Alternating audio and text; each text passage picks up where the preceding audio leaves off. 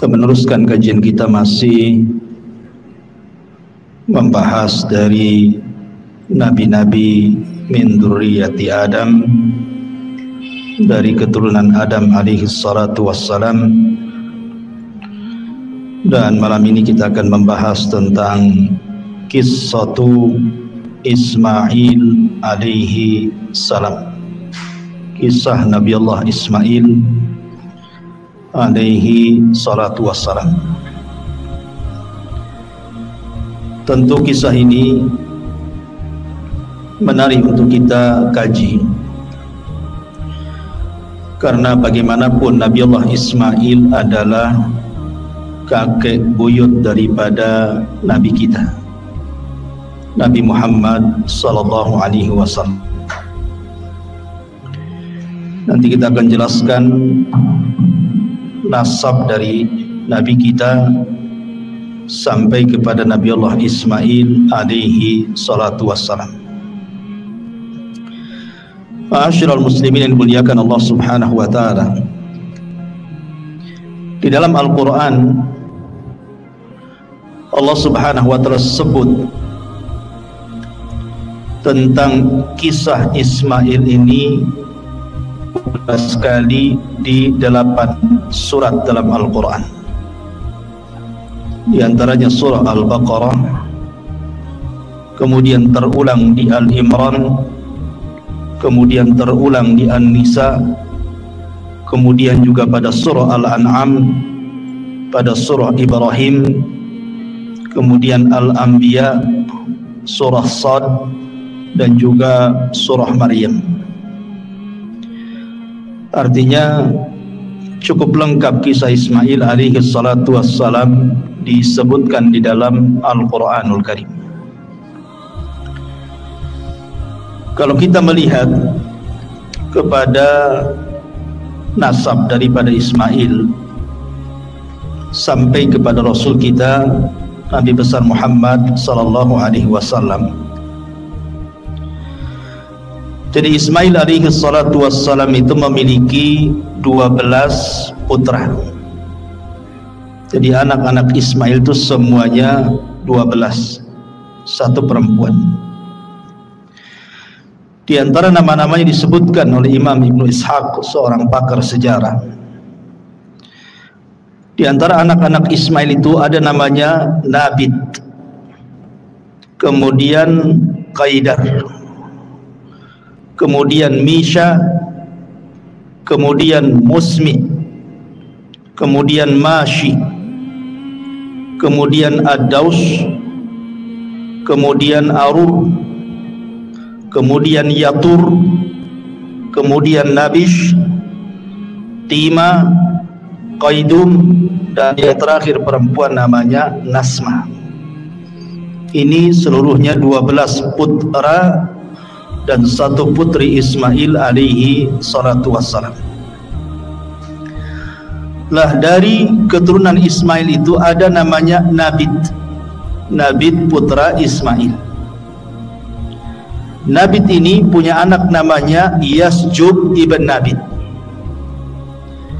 Kemudian Yasjub punya anak namanya Ya'rub ibnu Yasjub ibnu Thabit ibn Ismail.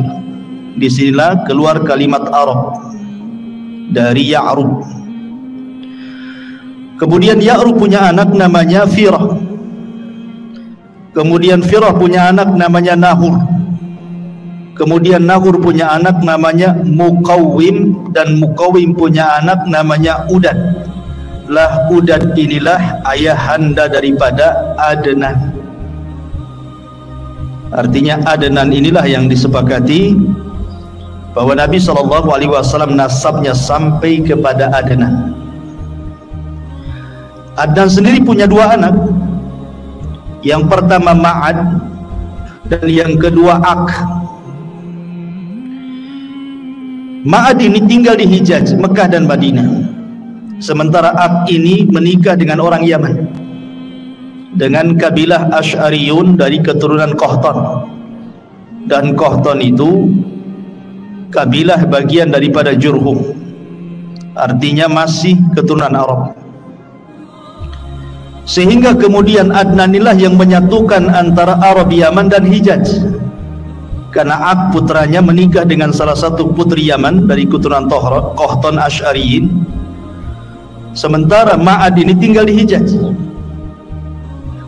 Lah kalau kita melihat nasab Nabi SAW, kita lihat Nabi SAW namanya Muhammad ibnu Abdullah ibni Abdul Muttalib ibni Hashim ibni Abdul Manaf ibni Qusay ibni Kilab ibni Murrah ibni Ka'ab ibni Lu'ay ibni Khuzaimah ibni Mudrikah ibni Ilyas ibni Mudhar ibni Nizar ibni Ma'ad. Dan Ma'ad tadi saya katakan putra siapa? Adnan. Dari Adnan kemudian naik lagi Udad ibni Muqawwim ibni Nahur ibni Firah ibni Ya'ruf ibni Yasjub ibni Nabit ibni Ismail, baru Ismail ibni Ibrahim. Dari sini nyambung bahwa Ismail adalah kakek buyut daripada Nabi kita Muhammad SAW. Jadi yang kita akan ceritakan ini Nabi yang mulia, karena bagaimanapun Ismail adalah kakek buyut Nabi kita. Kita harus tahu sejarahnya. Ma'asyiral muslimin yang dimuliakan Allah Subhanahu wa taala, sepakat para ahli sejarah bahwa nabi-nabi sebelum Ibrahim itu semua keturunan Nuh alaihi salatu wassalam. Tetapi setelah Ibrahim alaihi salatu wassalam diutus, maka tidak ada nabi dan rasul satupun kecuali keturunan Ibrahim. Jadi kalau sebelum Ibrahim, sepakat ulama sejarah bahwa para nabi keturunan daripada Syam putra Nuh. Tetapi setelah Ibrahim diutus, maka tidak ada nabi dan rasul kecuali turunan Ibrahim. Makanya Ibrahim disebut Abul Anbiya, bapaknya para nabi. Lah Ibrahim sendiri memiliki banyak anak sebenarnya, karena istrinya juga banyak. Walaupun yang masyhur dia menikah dengan dua wanita, Hajar dan Sarah kan gitu ya. Tapi ada wanita lain dinikahi Ibrahim punya anak. Putra Ibrahim itu antara 7 sampai 8, tetapi yang masyhur adalah Ismail dari istrinya Hajar dan Ishak dari istrinya Sarah. Kemudian dari Ishak lahirlah seorang nabi juga namanya Yakub. Dan dari Yakub ini lahir 12 keturunannya, salah satunya Nabi Yusuf alaihi salatu wassalam. Dan dari 12 ini berkembang biak dan disebut dengan Bani Israel. Dari turunan Yakub ini ribuan para nabi muncul dan diutus kepada Bani Israel, dan ditutup dengan kenabian dan kerasulan Isa ibnu Maryam alaihi salatu wassalam. Ini dari jalur Ishak. Tapi kalau dari jalur Ismail tidak ada yang jadi nabi, tidak ada yang jadi nabi. Baru setelah kemudian keturunannya sampai kepada Abdul Muttalib. Abdul Muttalib punya anak namanya Abdullah. Dari Abdullah inilah lahir Nabi akhiruz zaman, Khatamul Anbiya wal Mursalin, Rasul Muhammad sallallahu alaihi wasallam. Itu kalau kita bicara nasab. Tentu ketika cerita Ismail tidak lepas daripada kisah ibundanya Hajar. Lalu siapa Hajar ini? Ada yang mengatakan bahwa Hajar ini, kalau menurut versi Yahudi, ia adalah seorang budak yang berada di istana Farainah, istana Fir'aun Mesir kala itu. Kemudian dihadiahkan kepada Sarah dan menjadi budak Sarah.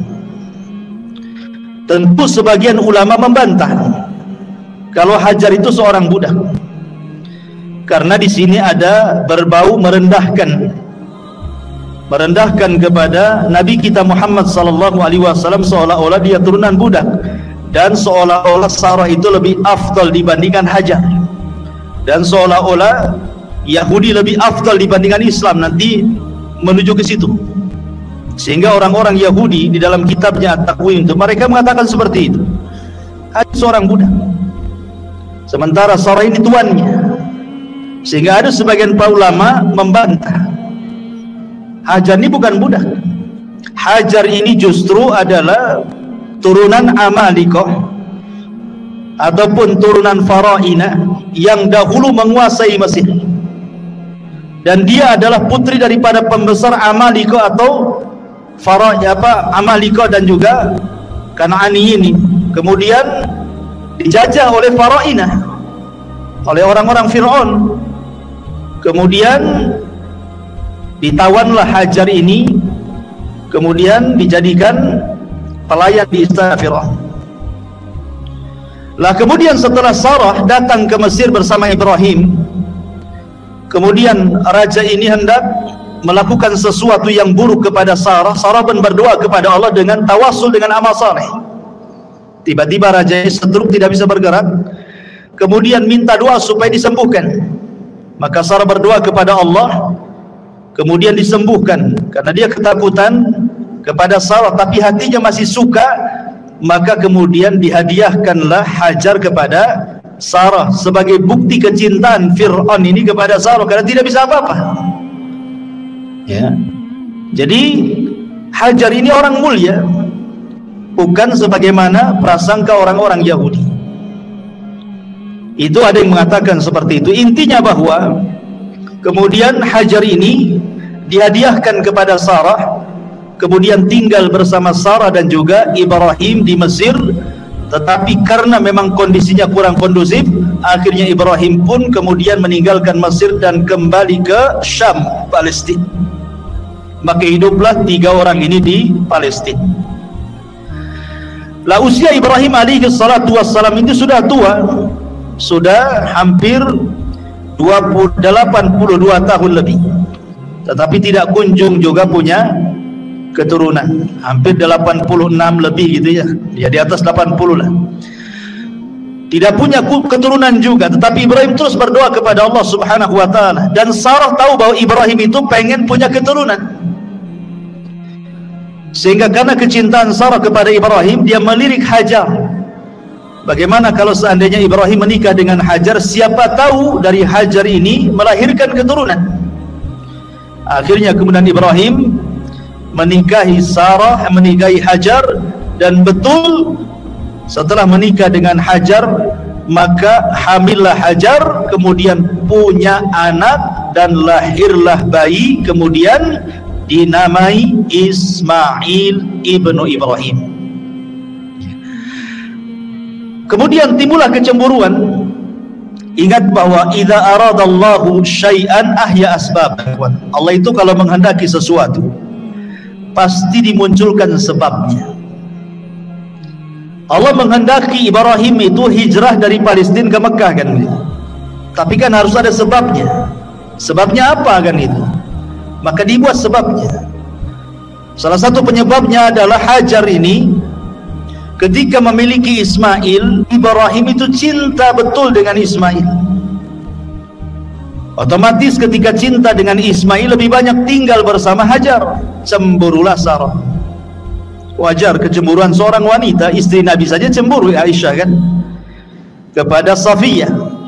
Sampai-sampai kemudian mengatakan tentang Safiyah itu, hasbuka an Safiyata kada wa kada ya Rasulullah. Cukuplah Safiyah ini begini dan begitu. Maksudnya Aisyah ingin mengisyaratkan dengan tangannya, Safiyah itu pendek loh, aku tinggi, gitu maksudnya.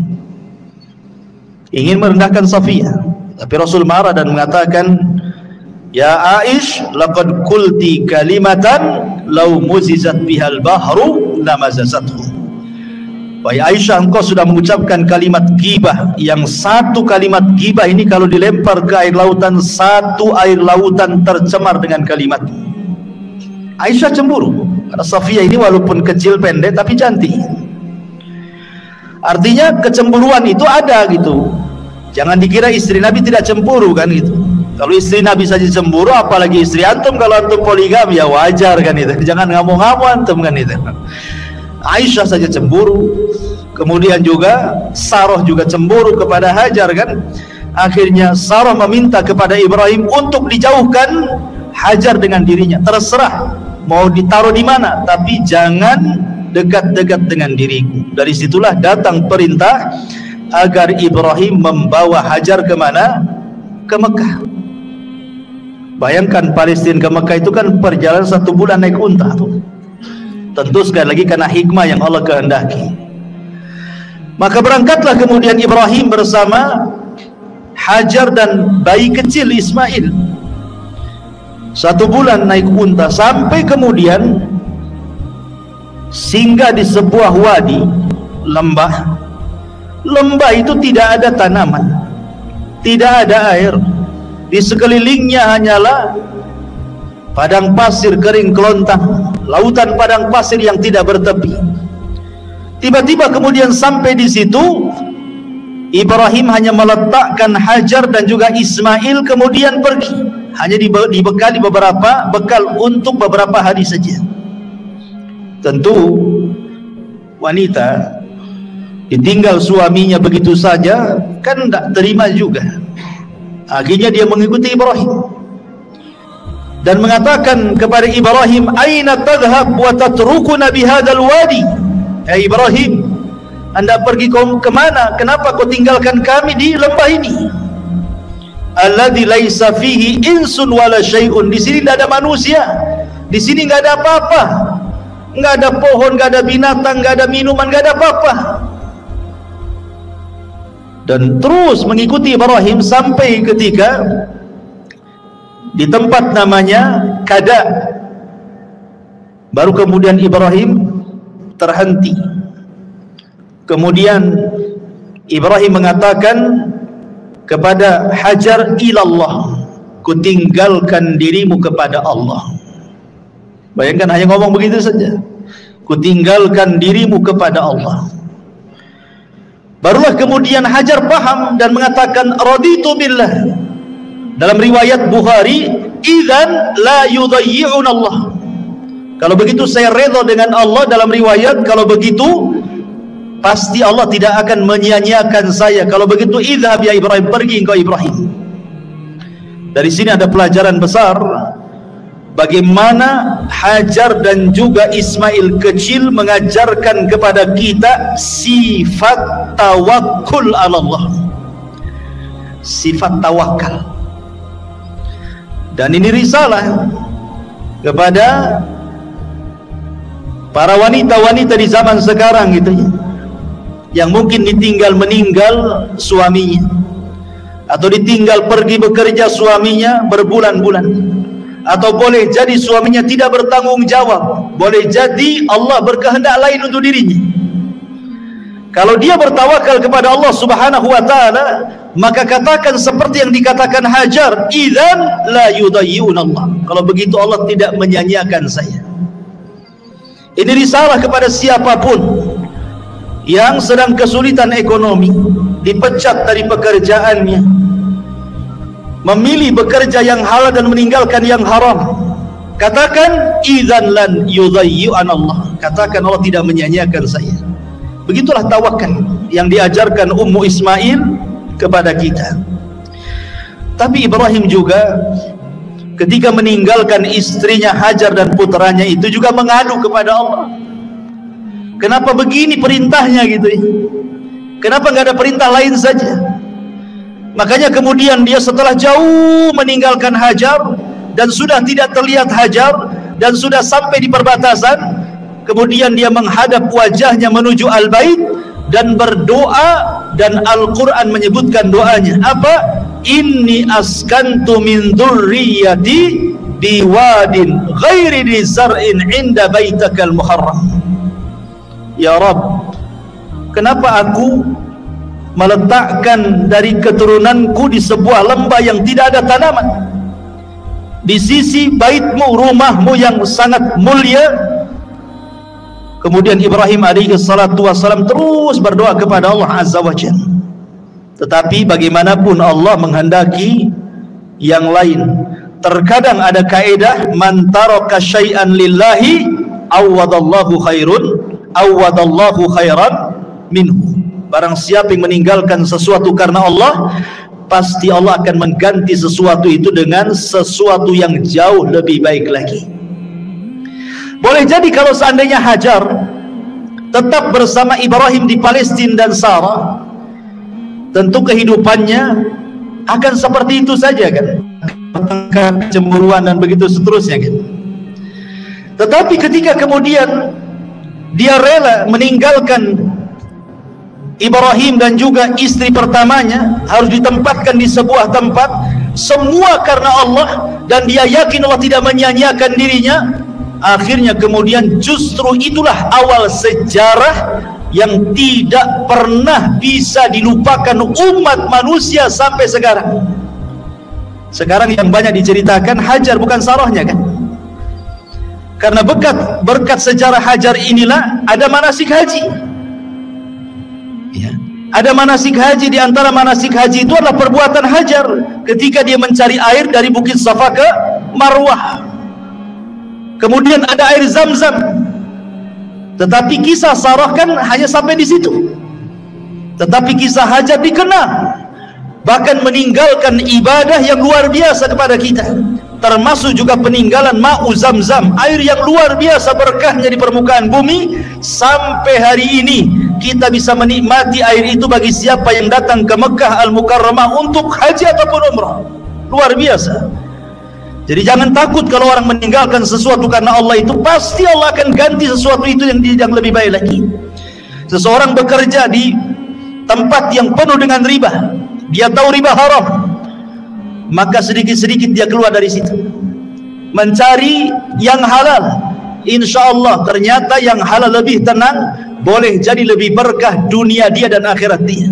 Jangan takut meninggalkan sesuatu karena Allah subhanahu wa ta'ala, karena Allah tidak mungkin menyia-nyiakan hambanya yang meninggalkan karena dia. Ma'asyiral muslimin yang dimuliakan Allah azza wa jalla, ketika kemudian Hajar sudah ditinggalkan oleh Ibrahim bersama putranya Ismail, habis bekalnya, hanya beberapa hari saja. Apalagi yang dihajatkan seseorang di tengah padang pasir itu adalah minuman. Minuman sudah tidak ada, mereka hampir kehausan. Anda bayangkan, seolah-olah Ibrahim ini secara kasat mata sengaja membiarkan kedua manusia ini suruh mati. Tetapi bukan itu kehendak Ibrahim, ini semua kehendak Allah. Allah kalau menghendaki sesuatu pasti ada hikmah di dalamnya. Makanya ketika itu Ismail ditinggalkan oleh Hajar mencari air ke sana kemari. Naiklah dia ke Bukit Safa. Kemudian nampak ada air macam fata morgana di Marwah, lari dia ke Marwah. Saking paniknya si bolak-balik saja itu Safa Marwah sampai 7 kali putaran. Dia khawatir dengan putranya Ismail karena mendengar dia menangis. Saat dia pulang dan hendak melihat Ismail, dia mendengar suara. Rupanya suara itu datang daripada Jibril yang datang hendak menolong keduanya. Ketika kemudian mendekati putranya Ismail, rupanya di sampingnya ada Jibril alaihi salam. Ada yang mengatakan Jibril kemudian menghentakkan sayapnya persis di belakang punggung Ismail, seolah-olah ingin mengatakan bahwa Zam-Zam ini miliknya Ismail, karena ditaruh di situ gitu ya, di belakang Ismail, belakang punggung Ismail, ditancapkan kemudian sayapnya. Kemudian Jibril pergi, dan Jibril sempat mengatakan la takhafu dhai'ata fa innaha huna baitun lillah yabni hadzal ghulam wa abuhu wa anna allaha la yudayyi'u ahlahu. Kata Jibril sebelum pergi, wahai ummu Ismail, jangan takut, Allah menyia-nyiakan dirimu. Tidak, Allah tidak akan menyia-nyiakan dirimu. Di sini kelak akan dibangun Baitullah, rumah Allah, yang akan membangunnya ni anakmu Ismail yang masih bayi dan bapaknya kelak Ibrahim. Dan Allah tidak akan menyia-nyiakan siapapun yang dekat dengan Baitullah ini. Kemudian Jibril pergi.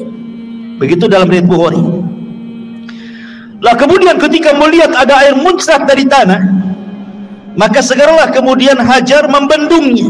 Dalam bahasa Arab, membendung itu artinya zam. Jadi dikumpulkan di bendung sambil mengucapkan zam.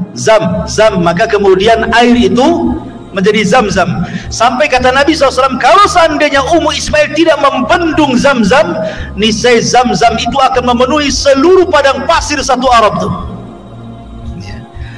Dari situlah kemudian akhirnya Ismail dan juga Hajar minum dari air zam-zam berhari-hari tanpa makan, sudah cukup. Ya, karena air zam-zam itu disabdakan oleh Nabi SAW.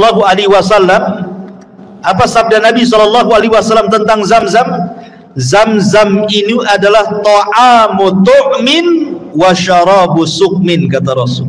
Zam-zam ini adalah makanan yang bisa dikonsumsi dan minuman bagi orang yang punya penyakit, untuk mengobati sakit. Jadi walaupun minum air zam-zam itu sudah kenyang, bahkan dikisahkan dari sahabat Abu Dzar Al-Ghifari radhiyallahu anhu. Jadi Abu Dzar Al-Ghifari itu pernah 1 bulan ketika safar, habis bekal makanannya, tinggal air zam-zam. Akhirnya kemudian dia minum saja air zam-zam 3 hari sehari. Rupanya kata Abu Dzar, hatta samintu, sampai aku gemuk gara-gara minum terus air zam-zam. Enggak makan dia 30 hari. Abu Dzar Al-Ghifari radhiyallahu an tidak makan, hanya minum saja 30 hari. Kata dia, aku minum terus selama 30 hari dalam safarku sampai aku gemuk, tidak ada satupun badan kecuali gemuk, gitu ya. Bayangkan coba. Ya, dan zam-zam itu harus diyakini sebagai obat. Jangan katakan coba-coba. Saya ingin cobalah menyembuhkan penyakit dengan zam-zam. Jangan dicoba air zam-zam itu. Air zam-zam itu bukan percobaan. Air zam-zam itu wahyu. Air berkah, nggak usah dicoba. Langsung diimani, langsung diyakini bahwa dia adalah obat untuk segala penyakit. Minum saja, bismillah. Tawakal kepada Allah, ikhlas kepada Allah. Jangan coba-coba. Kalau coba itu ragu-ragu artinya. Jangan main coba-coba. Langsung bismillah, tawakal Allah, yakin, ikhlas, ya. Insyaallah. Zam-zam itu sebagaimana sabda Rasul, ta'amu tu'min wa syarabu sukmin. Dia adalah makanan sekaligus juga obat. Bahkan bisa mengabulkan niat peminumnya. Ma'u zam-zam lima syuribalahu. Air zam-zam itu akan mengabulkan setiap peminumnya. Maka akhirnya kemudian berhari-hari, entah berhari-hari entah berbulan-bulan tidak disebutkan, sampai akhirnya datanglah dari arah Yaman rombongan kabilah dari Jurhum. Mereka kehabisan minuman tapi banyak makanan. Percuma saja banyak makanan, tidak ada minum, bisa mati di padang pasir, ikhwan. Akhirnya dari kejauhan melihat ada ta'ir, ada burung. Sebagaimana riwayat Bukhari, ada burung dan burung itu menandakan ada air. Maka kemudian didekati, rupanya suku Jurhum ini sampailah ke sumur Zam-Zam yang kemudian ditempati Hajar dan juga putranya Ismail. Suku Jurhum ini orang baik, orang Yaman. Makanya Rasul mengatakan ahlul Yaman itu araqul qulub, lembut hatinya. Kalau mau berbuat jahat, merebut air, bisa saja Hajar dibunuh. Tetapi Jurhum ini kabilah yang baik. Dia datang baik-baik, meminta baik-baik air Zam-Zam itu.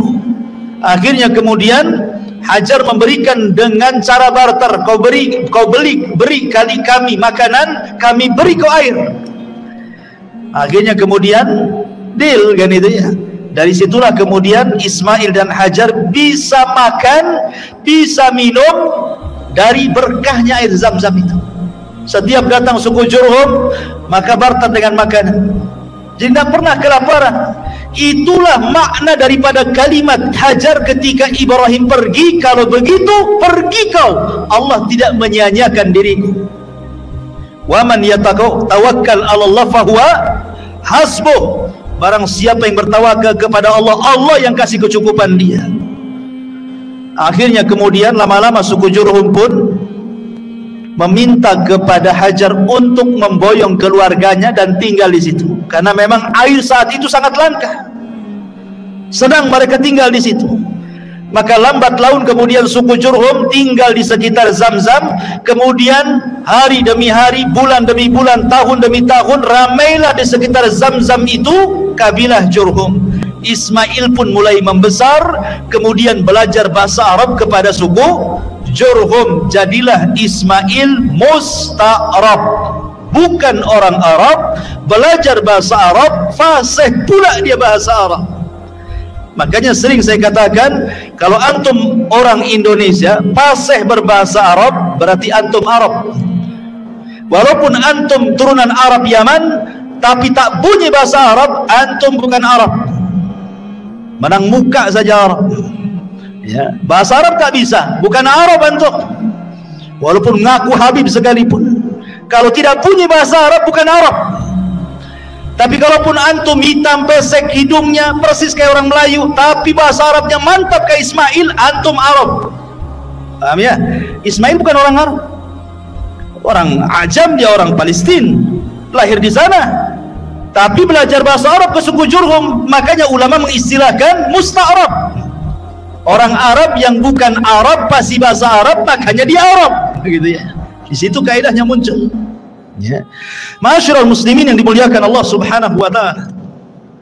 Akhirnya kemudian Ismail pun besar di situ. Ketika usianya belasan tahun, tentu Ibrahim selaku orang tua kan wajarlah kangen ingin berjumpa dengan Ismail yang sudah lama ditinggalkannya, sudah belasan tahun.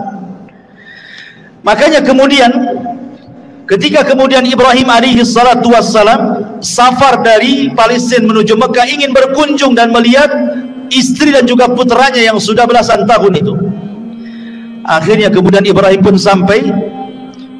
Ketika sampai itulah kemudian Ibrahim alaihi salatu wassalam dimimpikan malam harinya.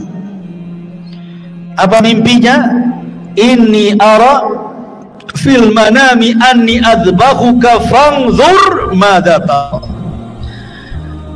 Wa Ibrahim, wa Ismail, ayahmu bermimpi semalam bapakmu menyembelih dirimu. Betul-betul menyembelih dalam mimpinya itu. Bagaimana pendapatmu? Ya. Maka Ismail alaihi salatu wassalam, orang yang terdiri dari ummu Ismail, wanita yang paling tawakal. Makanya kemudian Ismail tanpa ada keraguan mengatakan, ya abatif al ma tu'mar satajiduni insyaallahu minasabirin. Wahai bapakku, kalau itu perintah Allah, insyaallah engkau akan mendapati aku termasuk anak yang sabar. Kenapa Ismail mengucapkan kalimat insyaallah? Hikmah di balik Ismail mengucapkan kalimat insyaallah itu seolah-olah Ismail ingin mengatakan seperti ini. Kalau aku redha aku disembelih, engkau pun wahai bapakku redha aku disembelih, tapi Allah tidak redha, maka engkau tidak dapati aku termasuk hamba yang sabar. Kenapa? Karena ini akal-akalan kamu saja. Tetapi kalau seandainya aku redha disembelih, engkau redha disembelih, Allah pun redha, maka kau akan dapati aku termasuk anak yang sabar. Kenapa? Karena ini bukan akal-akalan kamu, tapi ini perintah Allah. Itu maksudnya. Makanya dia mengatakan, satajiduni insyaallahu minas sabirin. Kau akan dapati aku termasuk hamba Allah yang bersabar insyaallah, kalau Allah berkehendak. Itulah kandungan makna insyaallah. Penting kita mengucapkan kalimat insyaallah itu. Ya. Bukan kalimat ragu-ragu insyaallah itu, tapi kalimat berkah. Ya. Karena biasanya di masyarakat kalau sudah main-main insyaallah itu dimain-mainkan itu, seolah-olah ragu-ragu kan. Besok datang nggak ya? Karena nggak mau datang, cuman bilang nggak mau datang, malas, takut tersinggung, main insyaallah kan? Insyaallah katanya. Padahal memang niatnya sudah niatnya nggak mau datang. Insyaallah katanya. Gitu ya. Bisa saja insyaallah lah datang. Tapi kalau sudah memang nggak niat datang, bilang aja saya nggak datang besok. Kecuali kalau antum janji mau datang, itulah penting mengucapkan insyaallah kan. Karena ketika antum janji mau datang, bisa saja di jalan macet, bisa saja di jalan kecelakaan, bisa saja ada masalah, maka baru kemudian ucapkan kalimat insyaallah. Baik, ma'asyiral muslimin yang dimuliakan Allah Azza wa Jalla. Maka akhirnya kemudian Ibrahim pun betul-betul menyembelih Ismail, dan ini sudah saya kisahkan panjang lebar di sini. Bagaimana Ibrahim betul-betul menggorok leher Ismail itu. tapi Allah buat pisau yang tajam jadi tumpul. Jadi digini-gini tetap saja nggak berdarah-darah tuh. Dari situ Allah melihat kesungguhan Ibrahim sudah melaksanakan perintahnya lewat mimpinya, karena mimpi seorang nabi itu wahyu masalahnya. Maka Allah Subhanahu wa taala langsung mengirim penyeru dan menyeru dari langit dan mengatakan, ya ayya Ibrahim qad saddaqta ru'ya, wahai Ibrahim kau sudah membenarkan mimpi. Maka disitulah Allah katakan, wa fadainahu bidzibhin azim wa taraknahu lil akhirin, kami ganti Ismail dengan kambing kibas dan akan menjadi cerita bagi orang-orang setelahnya sampai hari ini. Kisah itu diceritakan dan menjadi syariat bagi umat Islam tentang kurban, ya. Ma'asyiral muslimin yang dimuliakan Allah Azza wa Jalla, selesai kisah penyembelihan ini, maka kemudian Ibrahim balik lagi ke Palestina. Ismail kemudian menjadi laki-laki yang tumbuh dewasa gitu. Lah setelah Ismail kemudian tumbuh dewasa, maka Allah takdirkan Hajar meninggal dunia di usia yang sudah tua juga, 80 tahunan ke atas Hajar meninggal. Kemudian Ismail tertarik dengan wanita Jurhum, menikahlah Ismail dengan wanita Jurhum. Masalahnya disebutkan di dalam sejarah, bahkan juga diriwayatkan dalam Sahih Bukhari, bahwa ketika kemudian Ismail alaihi salatu wassalam menikah dengan wanita Jurhum itu, Ibrahim mendengar putranya sudah menikah. Maka Ibrahim dari Palestina datang ke Mekah ingin melihat istri daripada Ismail. Kemudian ketika dia berkunjung kepada rumah Ismail, Ismail sedang pergi, sedang mencari kerja, sedang mencari maisha. Maka kemudian Ibrahim bertanya kepada istri pertama Ismail yang dinikahi ini tentang bagaimana kehidupannya. Tiba-tiba kemudian ngeluh dia dan mengatakan, nahnu bisyarrin, nahnu fi dhikin wa syiddatin, fasyakat ilaihi. Hidup kami ini susah, kata istri pertamanya ini. Hidup kami dalam kejelekan, hidup kami tidak senang, hidup kami dalam kemiskinan, susah makan, macam-macam diadukan kepada Ibrahim. Ini istri Ismail tidak tahu kalau di depannya itu Ibrahim, karena dia nggak ngaku dia mertuanya kan gitu. Akhirnya kemudian Ibrahim ini melihat ini kok istrinya aneh, ini kok ngeluh-ngeluh gini nih, berarti Ismail ini salah cari jodoh nih. Akhirnya kemudian Ibrahim sebelum pergi, dalam Sahih Bukhari dijelaskan, Ibrahim menasihati istrinya, nanti kalau datang suamimu Ismail, katakan pesan dari saya, ghayyir atabata babik. Kemudian pergi Ibrahim. Ketika Ismail kemudian pulang, diceritakan sama istrinya bahwa ada orang tua sifatnya seperti ini. Kaget dia, lah itu orang tua saya, kenapa kau tidak memuliakan dia? Kata istri, saya tidak tahu itu orang tuamu. Akhirnya kemudian kata Ismail, berpesan apa itu orang tuaku kepadaku? Kata istrinya, dia hanya berpesan, ghayyir atabata babik, katanya, ganti tangga menuju rumah depanmu, katanya. Kata Ismail, oh iya, yang dimaksud atabat itu adalah engkau, aku disuruh menceraikan kamu, katanya. Wasiat Ibrahim. Akhirnya diceraikan istri pertamanya. Kemudian setelah diceraikan istri pertamanya, terdengarlah oleh kabilah Jurhum Ismail menceraikan istrinya.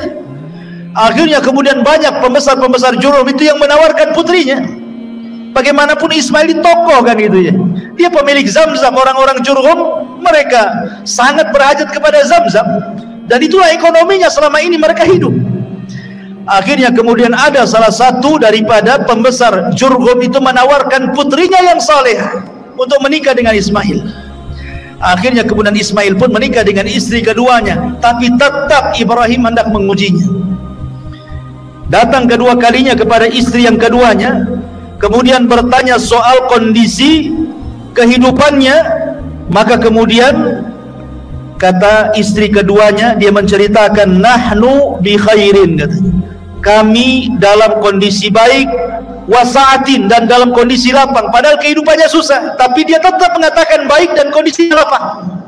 Berarti baik akhlaknya tuh.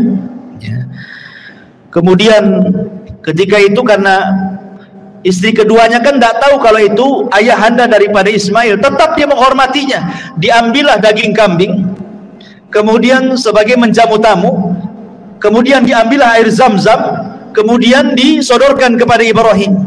Kalau istri pertama nggak keluar tuh sama sekali itu jamuan-jamuan itu ya. Ini istri keduanya betul-betul muliakan tamu. Maka Ibrahim senang dengan istri keduanya, kemudian berdoa kepada Allah, Allahumma barik li ta'amikum wa syarabikum. Ya Allah, berkahi makanan kalian, ya Allah berkahi minuman kalian, ya Allah tetapkan rumah tangga kalian berdua. Kemudian Ibrahim mengatakan, nanti kalau sampai anakku, sampaikan pesan bapaknya.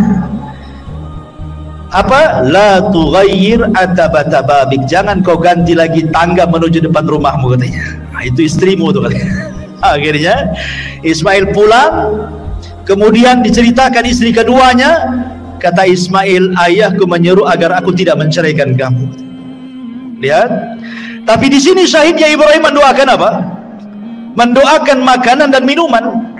Yang ketika itu makanan yang didoakan oleh Ibrahim apa? Daging kambing dan juga air Zam-Zam. Sejak itulah kambing dan Zam-Zam di Mekah menjadi berkah karena doanya Ibrahim. Makanya penduduk Mekah itu walaupun makan kambing siang, pagi, sore, malam, nyantai saja mereka. 1 tahun mereka pagi, siang, sore makan kambing, nggak ada cerita naik darah, naik kolesterol, stroke, nggak ada. Coba antum pakai kambing Batam, sebulan saja pagi kambing, siang kambing, malam kambing. Pagi sate, siang gulai, rawon lagi sorenya, malamnya tengkleng. Sebulan saja. Apa nggak naik itu tensinya? Masyaallah muslimin yang dimuliakan Allah Azza wa Jalla. Intinya bahwa kemudian Ismail pun tetap tidak menceraikan istrinya karena dapat istri yang soleh. Dari istri inilah lahir 12 keturunannya yang saya sebutkan di mukaddimah tadi.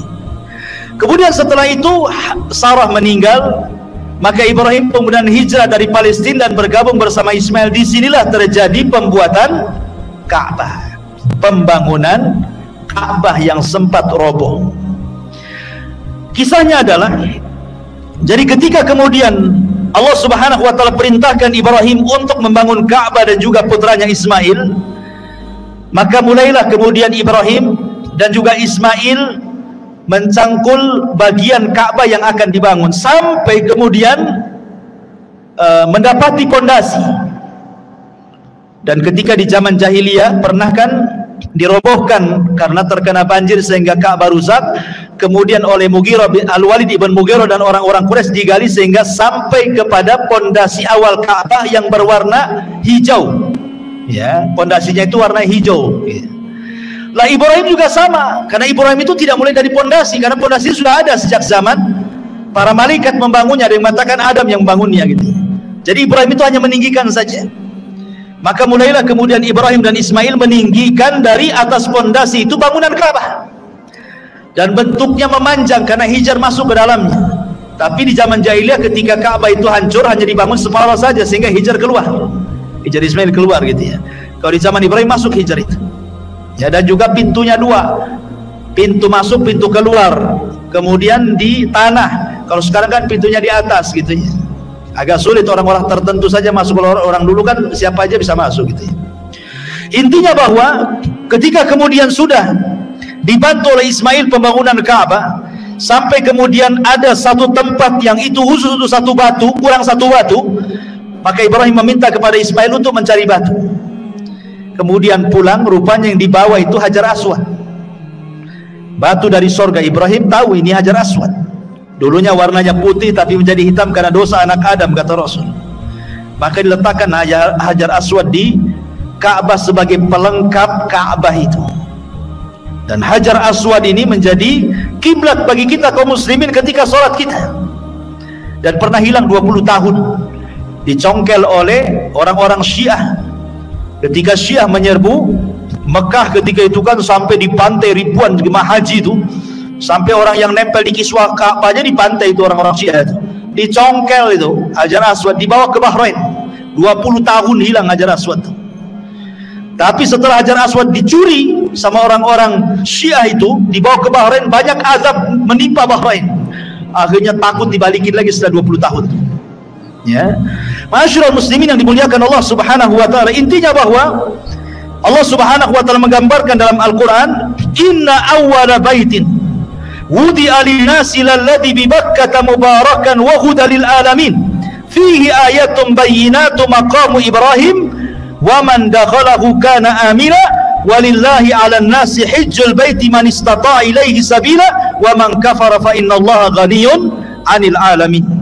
Sesungguhnya rumah yang mula-mula dibangun untuk tempat beribadah manusia adalah Baitullah yang ada di Bakkah ataupun Mekah, yang diberkahi dan menjadi petunjuk bagi semua manusia. Di sana terdapat tanda-tanda yang jelas, di antaranya makam Ibrahim. Barang siapa memasuki Baitullah, amanlah dia. Dan di antara kewajiban manusia terhadap Allah adalah melaksanakan ibadah haji ke Baitullah, yaitu bagi orang-orang yang mampu mengadakan perjalanan ke sana. Barang siapa yang mengingkari kewajiban haji, maka ketahuilah Allah Maha Kaya bagi seluruh alam semesta.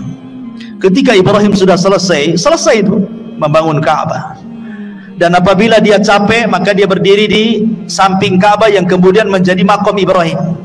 Makom dulu tempat istirahatnya di situ, makanya makom sekarang kan. Ya. Jadi setelah selesai, Allah perintahkan kepada Ibrahim untuk mengajak seluruh manusia yang ada di bumi suruh haji.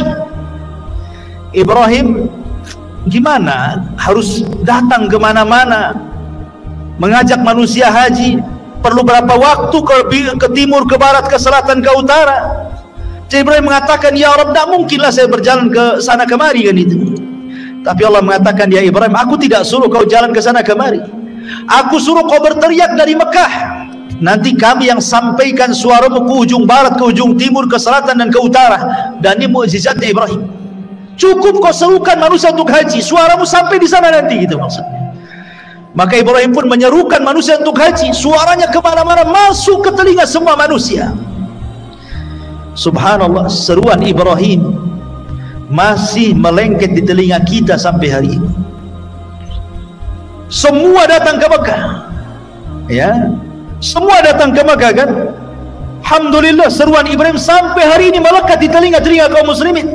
Wa'adzin finnas, ya, dan serukan kepada manusia untuk haji, ya'tuka rijalan wa ala kulli dhamirin ya'tin min kulli fajin ami, kata Allah. Maka akan datang dari semua belahan negeri untuk menziarahi Ka'bah. Sadaqallahul azim. Lihat bagaimana sekarang dari penjuru negeri datang ke Mekah. Subhanallah, tidak ada orang yang bosan datang ke Mekah dalam rangka haji dan umrah. Ya, buktinya orang yang hari-hari umrah belakangan punya travel umrah pula dia. Saking pengen terus ke sana bolak-balik ini. Begitulah Allah cintakan manusia untuk haji. Ma'asyiral muslimin yang dimuliakan Allah Subhanahu wa taala.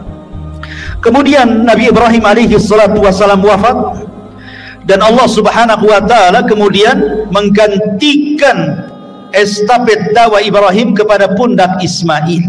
Makanya Allah Subhanahu wa taala firmankan di dalam surah Maryam ayat 54-55, wadhkur fil kitabi Ismail innahu kana sadiqal wa'di wa kana rasulan nabiyya.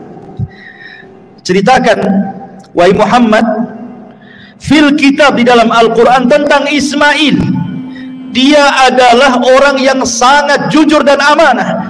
Wa kana rasulan, dia seorang rasul, nabiyan, dan seorang nabi. Diutus kepada siapa kalau dia seorang rasul? Ismail diutus kepada seluruh bangsa Arab. Jadi Ismail nabinya bangsa Arab. Dia seorang rasul dan seorang nabi.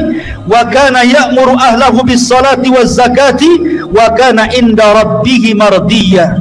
Dan dia memerintahkan keluarganya untuk salat, zakat, dan dia di sisi Allah sangat diridhai, sangat disukai. Ismail diangkat menjadi nabi dan rasul dan berdakwah setelah Ibrahim kepada seluruh bangsa Arab. Dan subhanallah, asar Ismail sampai kepada di masa jahiliyah, di masa diutusnya Nabi SAW. Sampai ketika Rasul datang ke Gua Hira untuk tahannut, untuk i'tikaf di Gua Hira, belum diangkat jadi Nabi. Kemudian Rasul SAW tafakkur di situ, beribadah kepada Allah Azza wa Jalla, beribadah atas syariat siapa coba? Kan belum diangkat jadi Nabi, belum ada syariat kan? Jadi Rasul beribadah di atas syariat Ismail. Dia beribadah di atas syariat Ismail, tafakur dalam gua itu. Ya, karena belum ada syariat yang diberikan kepada Rasul seperti sholat, zakat, puasa, Quran dan begitu seterusnya. Maka dia tafakur ala syariat Ismail, di atas syariat Nabi Allah Ismail alaihi salatu wassalam, sampai datang Jibril dan mengangkat Nabi sallallahu alaihi wasallam sebagai Nabi dan juga Rasul. Dan ketika Ismail alaihi salatu wassalam meninggal dunia, suku Jurhum itu dari turunan Ismail dan juga turunan istrinya itu masih mentauhidkan Allah, tapi masalahnya tidak bertahan. Tiba-tiba kemudian datang orang Arab yang tidak suka dengan suku Jurhum, namanya Khuza'ah. Maka Khuza'ah itulah akhirnya menggempur Jurhum.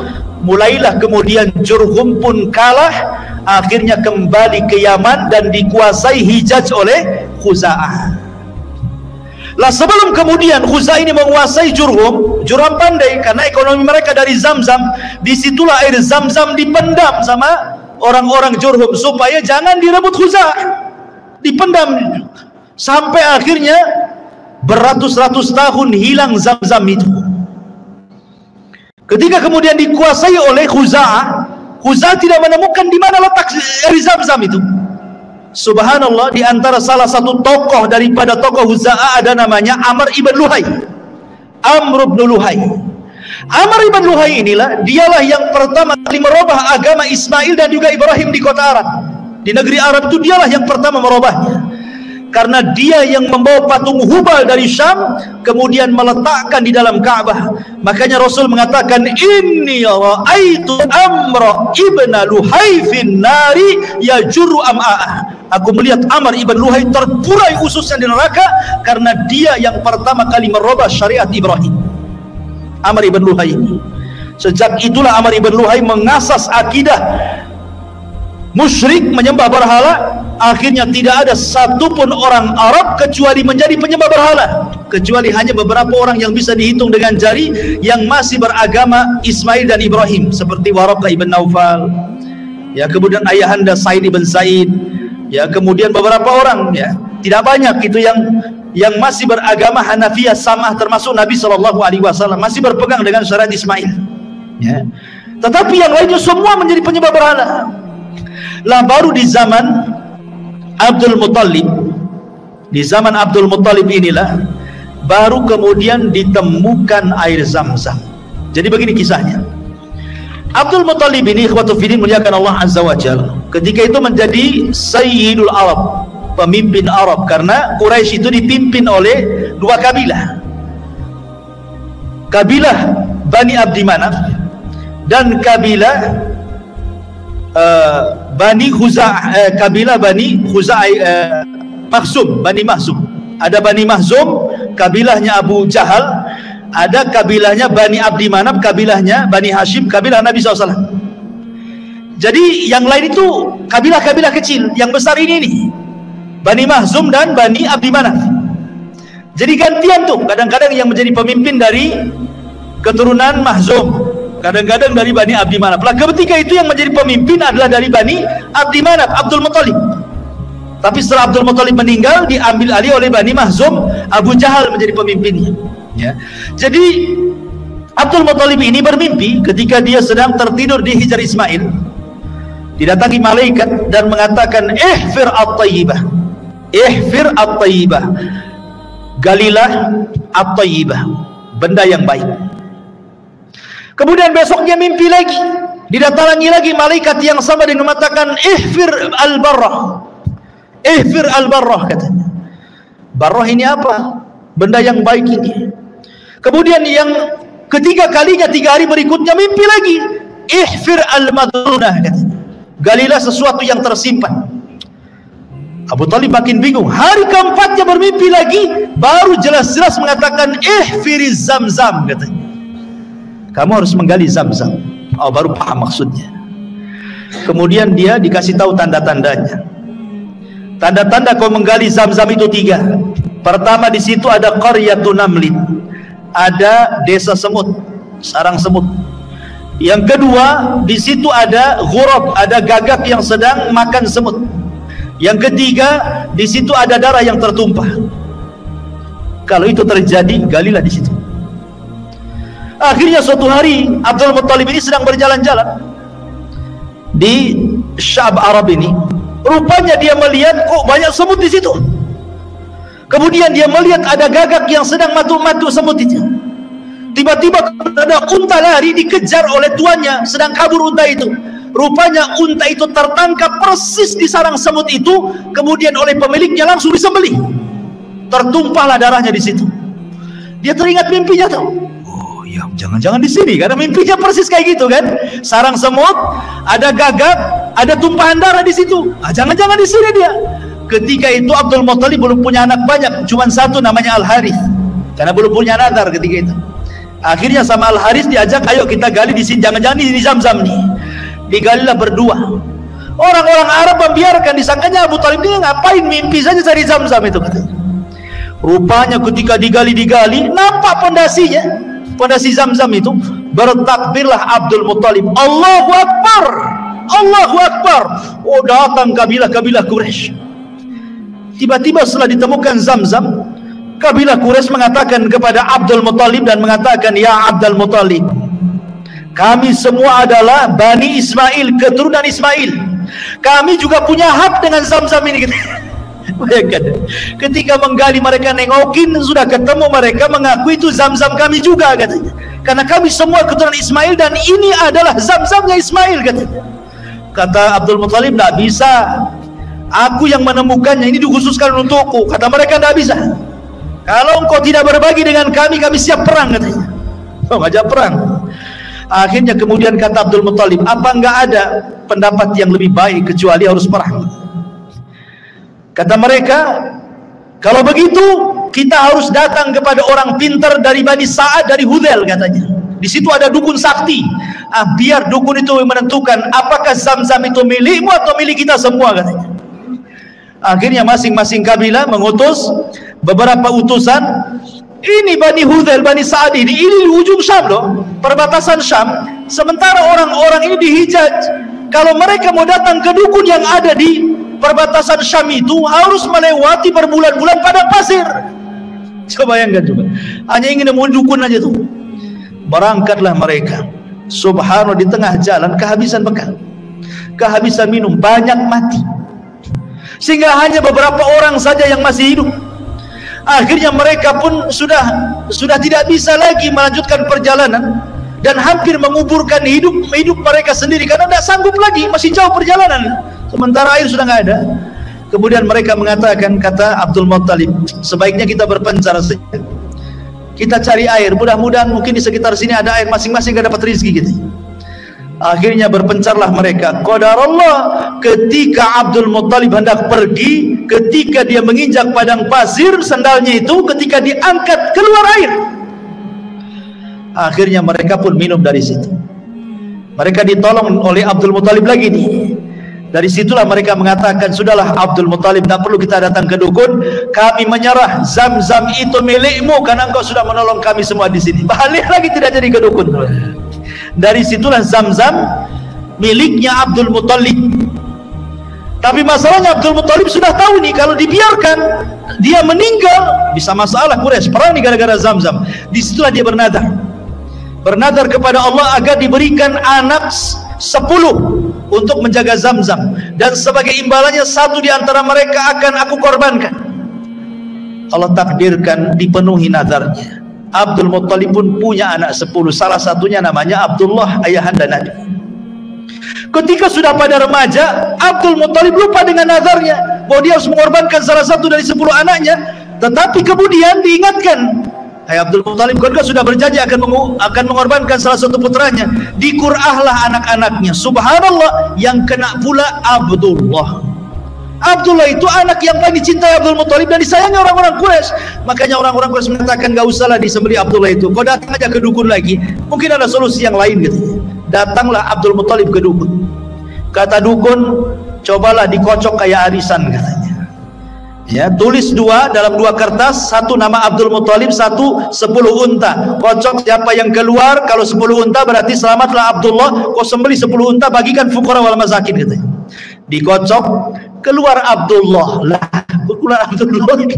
Akhirnya kemudian pasang lagi 10 ekor unta. Dikocok, Abdullah lagi keluar, pasang lagi 10 ekor unta. Sampai akhirnya 10 kali pasang. Berarti sudah 100 ekor unta tuh. Baru keluar unta.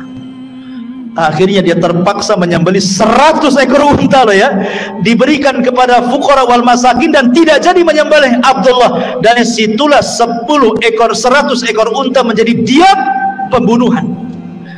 Kalau ada orang membunuh, kisos. Kalau tidak dikisos, bayar 100 ekor unta. Jadi diat.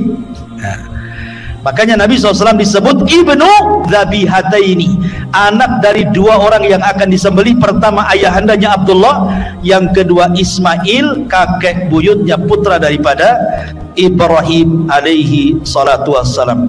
Wallahu alam. Sampai di sini kisah Nabi Allah Ismail alaihi salatu wassalam, kakek buyut Nabi kita yang mulia alaihi salatu wassalam. Subhanakallahumma bihamdika asyhadu an la ilaha illa anta astaghfiruka wa atubu ilaik. Allahu ta'ala. Assalamualaikum warahmatullahi wabarakatuh.